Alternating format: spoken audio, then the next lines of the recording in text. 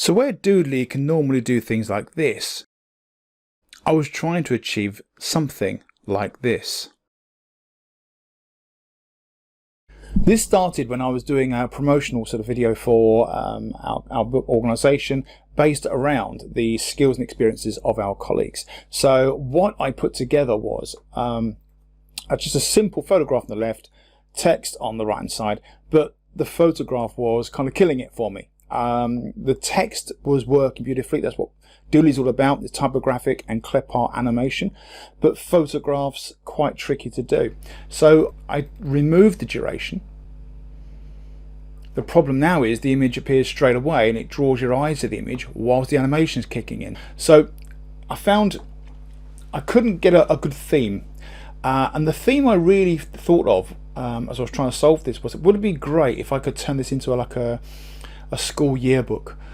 So they turn the page, the photograph's there, so you think, okay, I recognise the photograph, then the hand comes in and writes on the right hand side of the photograph, and I realised Doodly can't do that. I could draw a yearbook, but I don't want the hand drawing a yearbook. I want it to be an actual sort of yearbook. So I decided to take the elements out of Doodly that don't work, ideally the photograph, and only leave in there what does work, which was all the handwriting. What I needed to do though was make sure that the text appeared on the right hand side, because I was going to put this full screen onto a PowerPoint slide, and then the rest of the gap would be left for the objects that would take place of the yearbook. And what I did with the text was I made sure there was a delay, so that there was, rather than when I preview this, the hand's already there writing, I want the hand to come into the book and start writing. I wanted to make sure the very first animation had a delay of about a second would do. And then I made sure that the animation of the person's name and the bullet points made up a specific amount of time. So I've sort of shared 5 seconds amongst them. So 1.8 seconds for the names and 3.2 seconds for the rest of the text. And then when I've done that for one person, I duplicated the scene, just right click, duplicate, and then all I did with the others was just change the text, the second, the third, the fourth, the fifth person, and so on. And that was it. Now I had two ways that I could send this to PowerPoint. I could either create each person as a single MP4 video.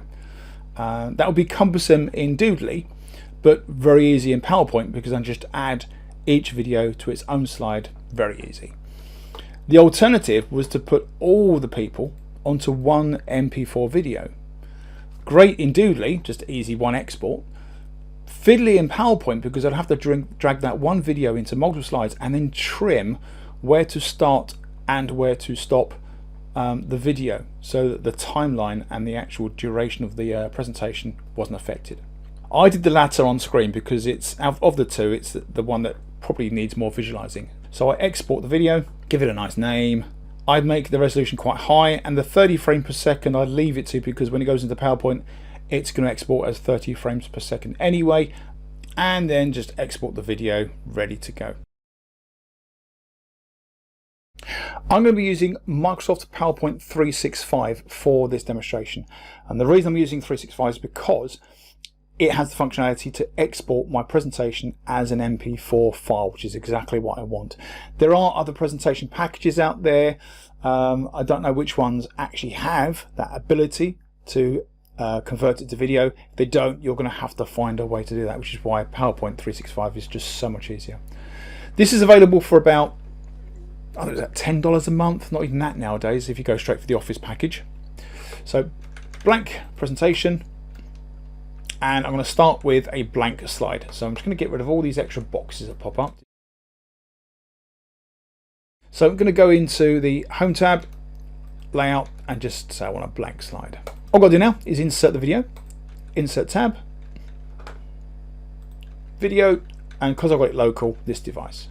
There it is, it's in my local drive. I'm just going to grab that video and insert. Because I set the resolution to that 1020 by 1080, it's fitted beautifully onto the entire slide presentation there. And if I give it a preview, just click play. There it is, playing away, nice and simple. Next thing is to put the photograph in. So going to go back to Insert tab, Pictures, this device again, and I'm going to grab Michelle's photo. Michelle's photo is sitting on top of the video, so it's going to be covering the hand. So I'm going to move Michelle over to the left. Sorry, Michelle. And I'm going to shrink Michelle down. Sorry, Michelle. And there we go. So that's it. Then now I want to animate it as I couldn't do in Doodly. So in Doodly, the animation of the photograph wasn't really appropriate. I want Michelle's photograph to fade in ever so gently. So I want the animation of the hand to start, grabs your attention. Meanwhile, we're looking at the text, that image is coming in ever so gently. First thing I do is get rid of that horrible design ideas. You can use this if you like. If you like the idea of having the video in a little frame and the photograph on the left, you can pick these design ideas. It all does it all nice and quick for you. And there's some nice little effects you can do. And that's it. You can just save the presentation and be done with it. I'm not. I'm going to use my plain simple one. Now, animation. Animations tab. Animation pane. When you add a video, it adds animation to begin with. It's got a play to click the video. You have to click the video for it to play, and then you can click the video to pause it. I want this to be automatic, so I'm going to get rid of this animation and do my own from scratch so it works exactly as I want. So I'm going to click on the video. I'm going to add animation to play. Now that'll preview the animation, or the video in this case. I'm going to stop it, just press the escape key. And then I'm going to change the animation so it plays or starts automatically. I'm going to do it with previous. So that's going to start as soon as the slide kicks in, if you like. While that's doing that, I want Michelle's photograph to slowly fade in. So click the photograph, going to add animation, and I want it to fade. Again, that's too quick. The animation's duration is too short. So I'm going to make sure that both of these are with previous. So they're both with previous, very, very important. And with the image, put my pointer in the middle there, you get that double-headed arrow. You can drag in that direction and delay the start. So I'm going to delay that to about 2 seconds. And then I'm going to take my pointer onto the very right side of that animation. I've now got a vertical bar, and the black arrows allow me to drag and extend the duration in those directions. So I'm going to drag that out to about 5.6 seconds for now. I don't really know how long I want it to be yet. So let's preview that and see how it looks. So I'm going to go to the slideshow tab here, and you can preview from the beginning or current slide. It doesn't really matter because I've only got one slide. And as I'm reading the text, the image is coming in, and it's very slow, very subtle, and it kind of works. But you'll notice the video is carrying on. So I'm now looking at Lisa's text and still got Michelle's photograph on there. So the last thing I need to do with the animation is tell the video when to pause. Now I don't know how long that's going to be, so I'm going to preview the video again in here, play it through. But I've got a timer now. So I'm going to wait for the hand to disappear.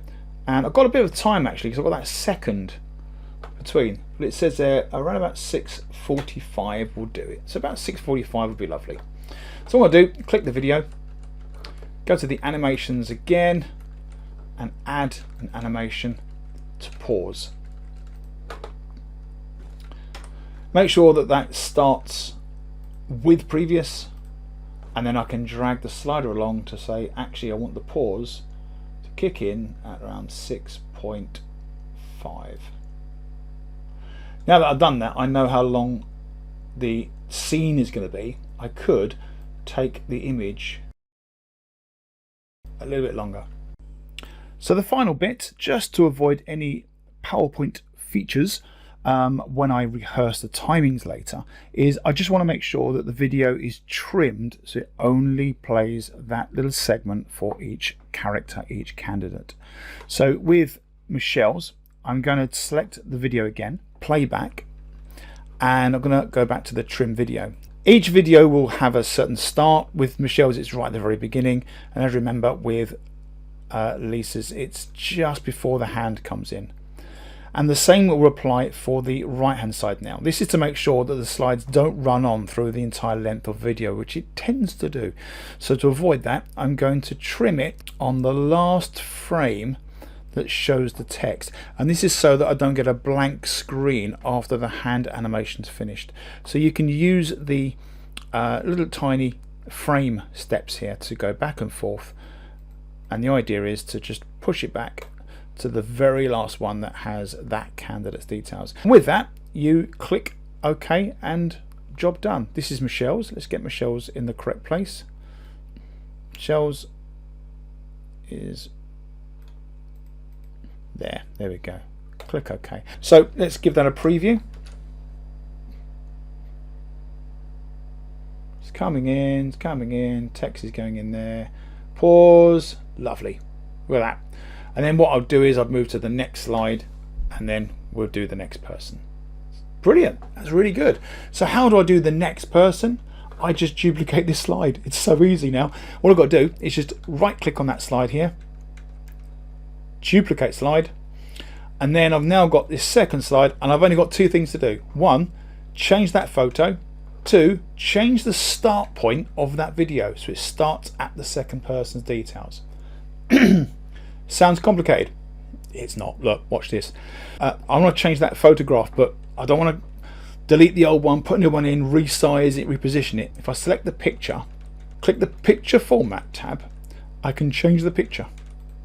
So I've got the same box, same size, same position, but I'm just putting different content in it. From file, let's go and grab Yvonne. Look at that, it's so cool. So now what I've got to do is take that video. Remember, I want it to sort of come after Michelle and then where Lisa's kicks in. Change the trim. So the playback, trim. So the start and end would move along. So that would be Lisa's, not Yvonne's. And again, same as before, it would actually be just enough time blank before Lisa's text starts. So I would again use the framing points here just to have it on the very first blank one it starts, and the end one is on the very last one that shows their details. If I press Shift F5 to test that slide,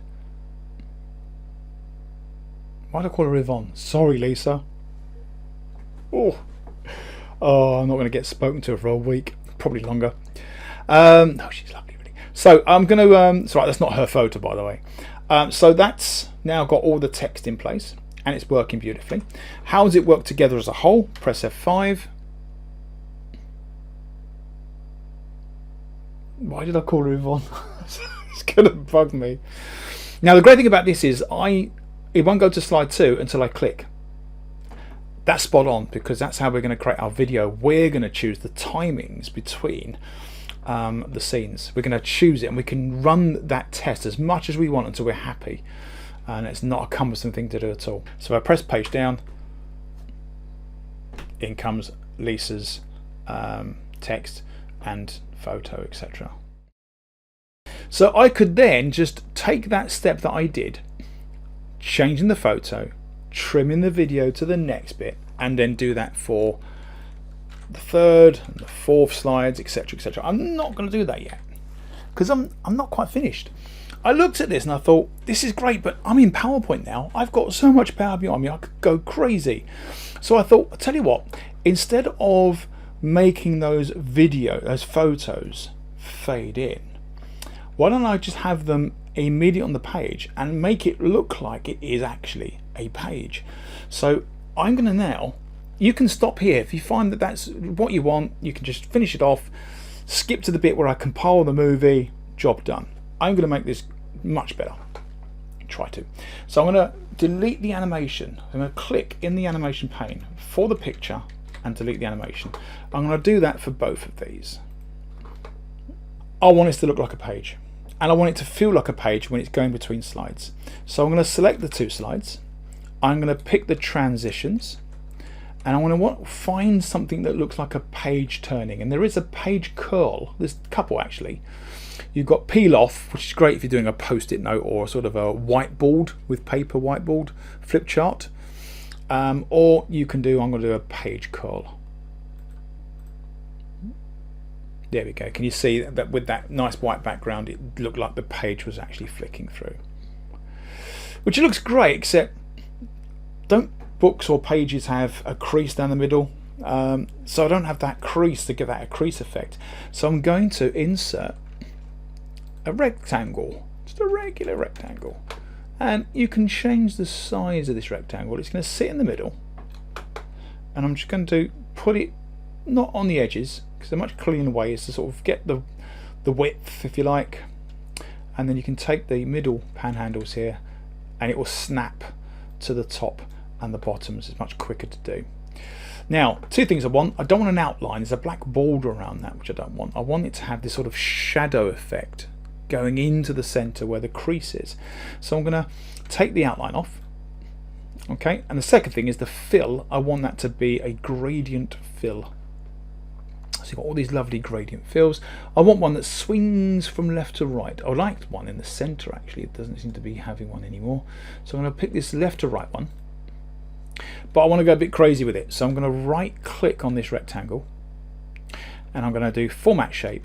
And that brings up the format shape box on the right over here.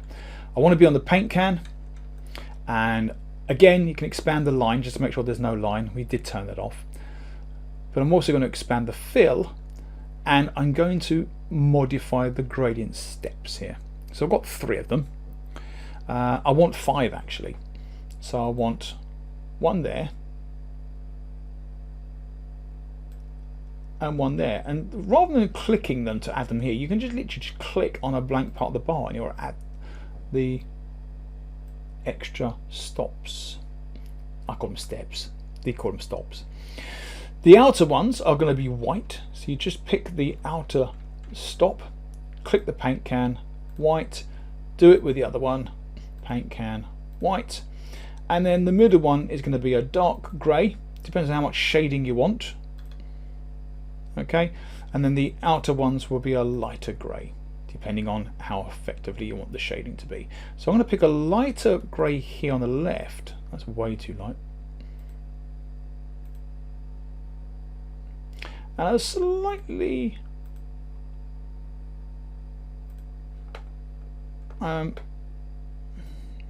darker edge. You see that edge on the right side is a little bit thicker. And the reason I've done that is I want it to emanate like the sun, or the light is emitting from the right hand side. So this sort of part of the crease is lighter, that side where the light is not reaching is darker. I'm going to copy that crease and actually select that rectangle, copy it, click on the second slide. The great thing about this is when you paste objects between slides, it pastes it in exactly the same place, so it's all done for me. Okay, I'm going to finish the other 2 pages and you'll see how it looks.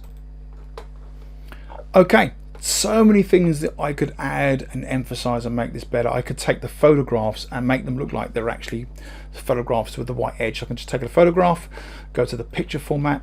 There's lots of picture styles to choose from. I'm going to pick that first one, and it puts it in a little white photo frame. Now bear in mind that my sunlight I'm trying to sort of pretend is on the right side, so I'll change the photograph shadow to match. So I'm going to take that photograph, I'm going to go to the picture format tab, picture effects, find the shadow, and the shadow for the left side shadow, which is what I want, is that one there. So I'm just going to do that, and you can apply that to all the photographs. Now that I've put all the hard work in, I could cheat just by clicking that photo, go into the home tab and using the format painter, double click the format painter, and that means I can just click, click, click slide, click photo, click side, click photo very, very quickly, and when I'm finished I can turn the locking off. So that's done. Look at that. So I've now got these photographs sitting on the left with the text being written as if it's been written into like a yearbook sort of thing. The other thing I would like to do is put a new slide at the beginning that has the front of the book.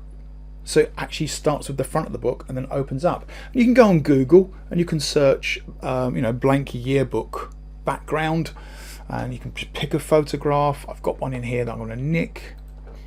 If you want any of these photos, these are public stock photos. You're welcome to these. There's the yearbook. Now the one I grabbed, I got in a rush, and it's got this horrible border around it. Let's get rid of that design ideas. So I'm going to pick that picture. I'm going to crop the edges. So I'm going to drag it in from the top, bottom, left and right. If I had more time, I wasn't doing this as a video, I'd probably zoom this in and do it more accurately, but this will do fine. There we go. I'm going to turn the crop back off, and then I'm just going to move that into the right half of the slide, got an obscure size picture, so I'm just going to stretch it naughtily wider. There we go. So the idea is I start with a yearbook. Don't have any text in the middle, so I'm just going to add some text on top of that. Let's insert some text. Let's put in there. Let's put a meet the staff. Let's center that text. Let's put it in a nice copper color, silver color. The silver would look nice there, wouldn't it? So let's pick a silver color. Let's make that a thicker font. There we go. So it's getting there. The only thing is that book is sitting on nothing. It's not very realistic. So last thing I'm going to do is I'm going to grab the background of the slides and give it a nice picture in the background. So I'm going to right click in a nice empty space, format background, and that should bring up the format background box here on the right side. I'm going to fill it with a picture. So I'm going to click, and I'm going to insert the picture from file. Again, this is a stock one that I've got, which is like a table. There you go. Marvelous. There we go. So I'm going to give that a go. There it is. There's my Meet the Staff book. Click it open. There's Michelle. Text going in. Maybe I should have a back cover as well. So I'm going to take that, duplicate it, and then what I'm going to do is just take that book and shove it on the right. Get rid of the text I made. I'm going to take that picture, and I'm going to go to the picture format, and I'm going to rotate there, and I can flip it horizontally so that the binding now looks like it's on the right side as the book's closed. Now I feel a second video coming on because there's so much that I can show in here that I just don't have time, and I didn't want to make this video massively long. But a perfect example was when I actually preview this animation, I noticed something about the text that was quite frustrating. When I actually sort of turned the page, Michelle's there, text comes in, but just as the page turns to Lisa's, the text disappears. And I thought, oh, I want the text to be written, and then as you turn the page, it still be there. And I thought, how can I get around that? And I thought of maybe sort of stopping the frame where the image is, right-clicking, save as picture. But that actually just gives you the first frame. That's all it does. Saves as an image as your first frame, and the first frame is blank. And realise, hang on a minute. And when you're sort of converting presentations to PDF, I want the text to be there when I do the PDF version of this, so I can give a handout of the text. And the way you do that is you grab the frame you want, and then you go to the video format, and then you go to poster frame and pick current frame. Current frame will only be available if you're not on the first frame. So as long as you scrolled along, you can pick any current frame. Now I'm only doing this temporarily, picking that, so that video has now got that frame on it. Okay, and then if I right click on that and do save as picture, I can save that as an image, which is what I'm going to do. So I'm going to call that Michelle, click save, reset the poster frame so it's back to the blankness again. But then what you do is you just insert that picture, there it is, and you place it exactly on top of the video. Now for me this is really easy because it's just dragging this in the bottom right corner of the PowerPoint slide, and it will be exactly on top of. And the last thing then is to layer that in the appropriate layer. So I'm going to keep sending this backward behind the crease, behind the photo, so that it's behind them but on top of the video. Okay, and the final thing is to give it an animation effect. I'm going to make an appear, and I'll make the appear again with previous, and that's going to run exactly the same time as the video pauses. So the text will stay on screen as the transition to the next slide goes. The text will stay on the slide. So if I now quickly test that, Michelle, text, text, text, text, text, text, text, text, text, text, pause, that image is there. If I flip the page, text stays on the screen. So I've now got to sit there and do that repeatedly for the next 3 slides. Yeah, it gets a bit painful, but if you really want that quality that you want to push out for your promotional stuff or anything else, you know, it is worth it, you know. Okay, so that's done all the slides. I'm pretty much finished now, so I'm going to just save this PowerPoint presentation, and now I'm ready to turn that into a movie. So the next stage is to rehearse the timings, so I can choose how long I want to spend on each slide. So I'm going to rehearse my timings now. Slideshow, rehearse timings. Don't forget though, good idea, start from the page down key to go through each slide. So I'm now happy, and it will say the total time for your slide was 1 minute. If I want it to be on a particular time, I can rehearse it as long as I like until I get that nice timing that I want. Click yes, I'm happy with that. It's now saved the timings. The last thing is to go to File menu, Export, and create a video. Choose the frame rate. I'm going to keep it exactly as it was. Just going to click Create Video and tell it where to stick it. I'm going to call that the Meet the Staff video and save it there. So when you do that, watch down the bottom, because that's the progress bar of how long it is until it's finished saving your presentation. Over half an hour of footage, and then I hear that horrible humming sound in the background of the microphone, so I apologize for the noise. Apologize, the video is longer than I normally like to do. If you like this, if you want more Doodly stuff, please drop me a line on the social media and I will get back to you, and I will do whatever I can to accommodate you. Stay safe, have fun.